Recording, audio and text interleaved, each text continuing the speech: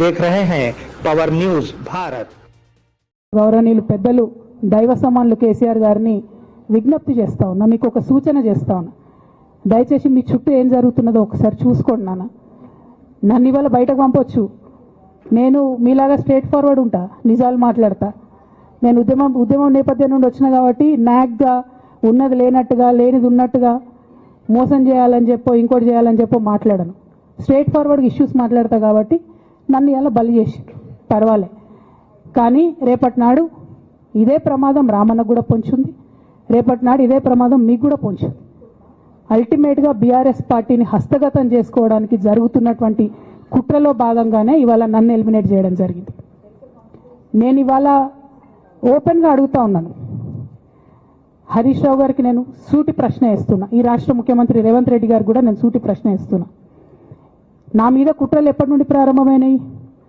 ఎప్పుడైతే హరీష్ రావు గారు రేవంత్ రెడ్డి గారు ఒకే ఫ్లైట్లో హైదరాబాద్ నుండి ఢిల్లీకో, ఢిల్లీ నుండి హైదరాబాద్లో ఒకే ఫ్లైట్లో వాళ్ళిద్దరు ప్రయాణం చేసి వచ్చినప్పుడు హరీష్ రావు గారు రేవంత్ రెడ్డి గారి కాళ్ళు పట్టుకొని సరెండర్ అయినాక ఈ కుట్రలు స్టార్ట్ అయినాయి, నా మీద ఈ స్టోరీలు స్టార్ట్ అయినాయి, మా కుటుంబాన్ని విడగొట్టాలనేటటువంటి కుట్ర స్టార్ట్ అయింది. నేను ఛాలెంజ్ చేస్తా ఉన్నా, రేవంత్ రెడ్డి గారు మీరు చెప్పండి, ఆ ప్రయాణం జరిగిందా జరగలేదా?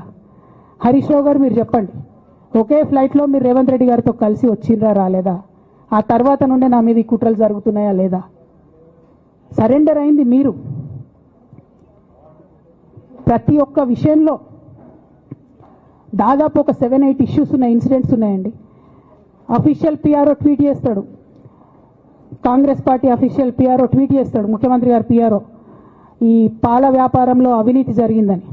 తెల్లారి 2-3 పేపర్లలో వస్తుంది, 3వ రోజుకి మాయమైపోతుంది.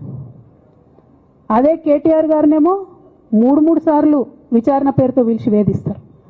అంటే కేసీఆర్ కుటుంబం నికార్స్గా బరిగీసుకొని కాంగ్రెస్ పార్టీతో రేవంత్ రెడ్డితో కొట్లాడుతున్నాం కాబట్టి మా మీదనేమో కుట్రలు జరుగుతాయి, మా మీదనేమో కేసులు పెడతారు.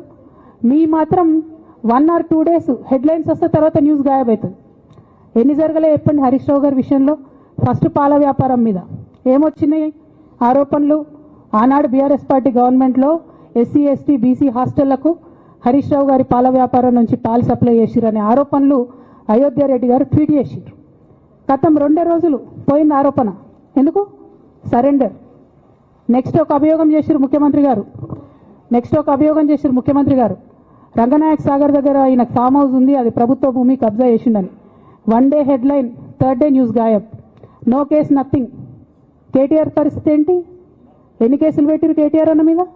ఎన్నిసార్లు పిలిచిండు విచారణకు?